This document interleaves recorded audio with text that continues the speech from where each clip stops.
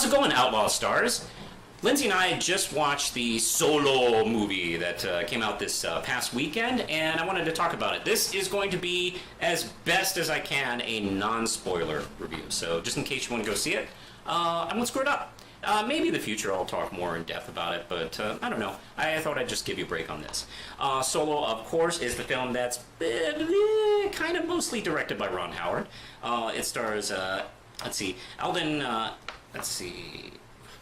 Endridge as Solo, Woody Harrelson as Beckett, Donald Glover as Landau, and Tandy Newton as Val, Phoebe Waller-Bridge as L337, and Paul Bettany as Dryden Fowles.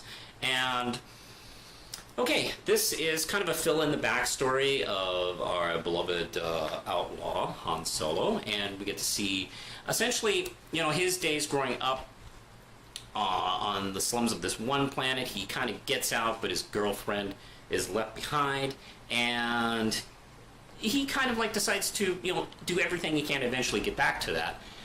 And problem is, well, he kind of gets stuck in the infantry from the Empire, and that leads him into Beckett, who is, him and Val are thieves, and they've been kind of working their way secretly through the Empire, and they have a big sting operation they got going on. Paul Bettany's character, and he wants in, and that's just it. And of course, it kind of gets screwed up. And what I'm going to tell you is a pretty exciting train heist, and that's one of the things I really like about this is this definitely does kind of embrace a lot of the roots that come from Star Wars films in the first place.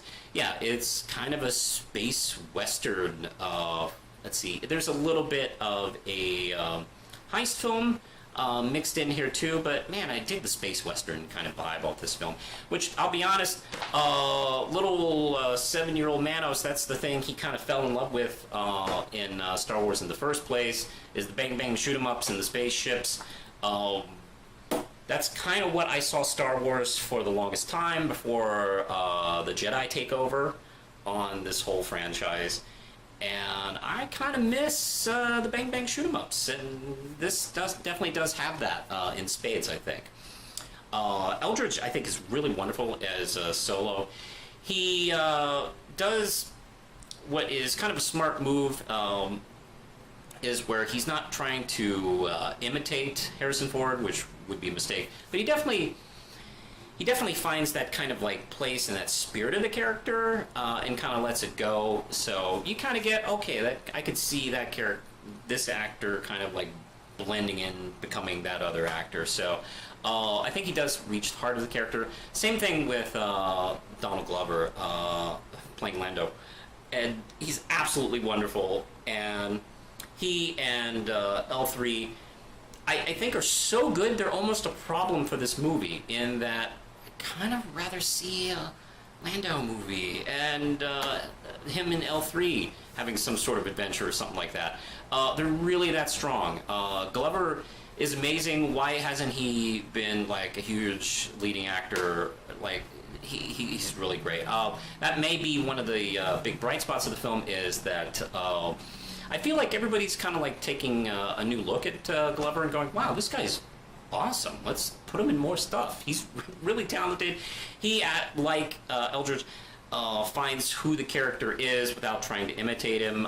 He does get that kind of Billy D. Williams vibe in his voice, and God, it's awesome. I really do love this character. And also, you can definitely see the relationship. Of course, the Falcon is one of my all-time favorite spaceships, so it gets a lot of play here. We get to see the ship when it was clean, and we get to see the origins. There's been a long discussed idea among fans, was there anything in between the two big spikes in the front of the ship? There's people talking about was there like a escape pod or some kind of piece of the ship? And yeah, it does answer that question for us. L3 is actually probably my new favorite droid at this point.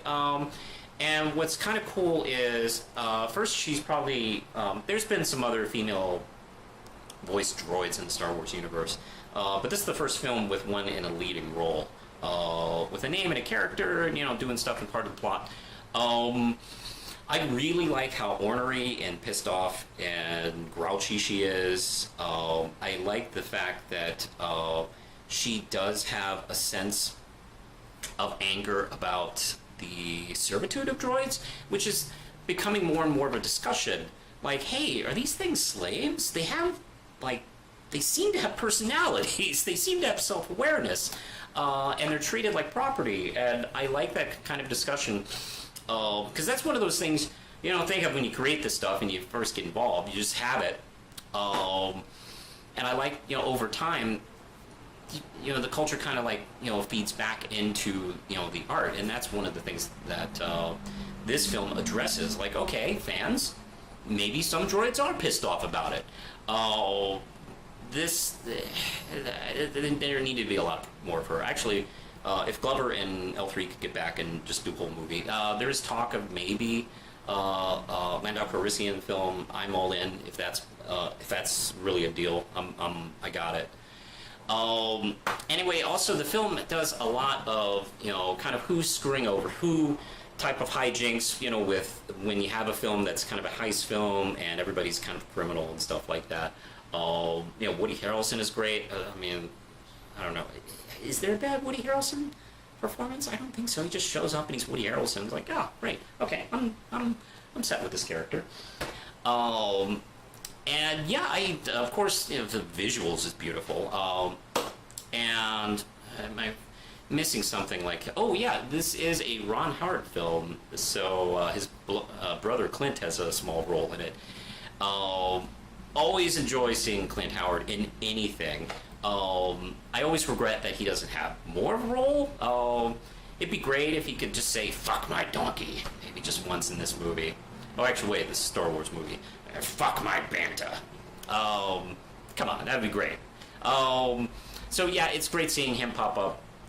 Because, there was the controversy, I don't give a shit, about the original directors being fired off the movie and Ron Howard being brought in. I could see, like, the jarring differences in comparison to the Justice League film. I was able to forgive it and kind of understand and kind of go with it. This film, I didn't really notice any jarring differences. If you hadn't told me that, Ron Howard was brought in at the end to finish the film, I wouldn't be able to tell. So, whoever did the film, I think, did a pretty decent job as far as, like, blending the two film styles, because I'm sorry, I don't see any problems. I was never put off by that. And the film never seemed, to me, to lag at any point. The film is very quick and actually one of the quicker Star Wars movies I saw. It might be one of the quickest paced Star Wars movies, now that I think about it. Maybe Last Jedi was really fast paced now that I think, but that was kind of like a chase film almost. Where this one was more of a heist movie.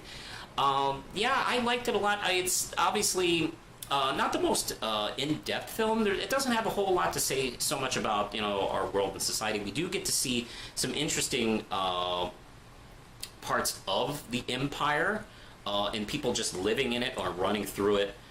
We get to see that, so that's interesting. There's actually not that many stormtroopers in this movie. I think this is probably the least amount of stormtroopers I've ever seen in a Star Wars film. Maybe with the exception of Phantom Menace, now that I think about it. But, I rather enjoyed this. It's probably, for me, middle of the road. It's a fun romp. Can we say romp? It's a pretty fun one. It's not one of the more, like, epic ones, like Empire, Last Jedi, or New Hope, but it's definitely, like, a pretty well-put-together film here. So I would probably say it's, like, Return of the Jedi good. Probably put it right there in the high end of the middle of the road. So I would probably give it 4 Ram Chips out of 5. So, hey, what did you think? Do you think this movie was good, bad, great, terrible, awesome, okay? Haven't seen it yet? Why are you talking if you haven't seen it yet? You can comment below. You can find me at my usual places like Twitter, Facebook, Patreon, and click the notification bell if you want to be annoyed in your emails that, hey, Manos finally made a video. Maybe I can watch it. Oh, shit, it's Steven Universe again. I'll watch the next one. You can click the notification bell, and don't forget, I'll be here next week talking about something else. Push the button, Lindsay.